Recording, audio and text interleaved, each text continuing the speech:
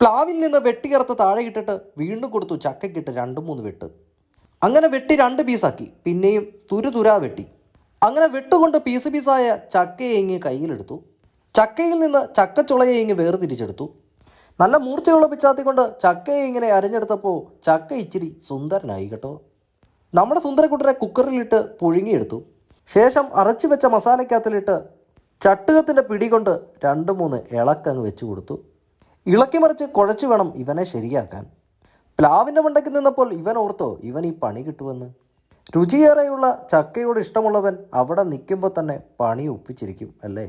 കുറച്ച് കറിവേപ്പിലയും കൂടി അതിനുള്ളിലേക്ക് ഇട്ട് കൊടുത്ത് നല്ല രീതിയിൽ ഇളക്കി പിടിച്ച് അവനെ ഒരു പരുവമാക്കി ഇങ്ങെടുത്തു.